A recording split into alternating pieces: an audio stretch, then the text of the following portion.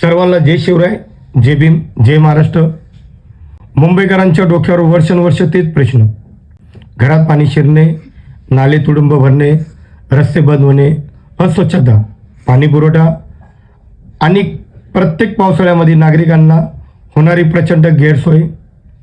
पण या समस्याबद्दल जबाबदार कोण? भ्रष्टाचाराने बरबटलेल्या आणि मुंबईकरांना लुटणारे राजकीय पक्ष, भाजप, शिवसेना, काँग्रेस, राष्ट्रवादी आणि त्यांच्या गटबाजीतील वेगवेगळे चेहरे. वर्षानुवर्ष हेच पक्ष सत्तेत येतात आणि लोकांचे आयुष्य मात्र तसेच नरक यातनेत भोगत राहतात.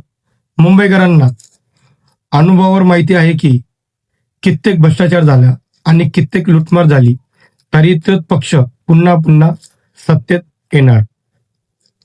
पावसाळा संपला की झालेले दैनिक अवस्था मुंबईकर विसरतात आणि सत्ताधाऱ्यांच्या मैफिलीत पुन्हा एकदा चालत राहतात.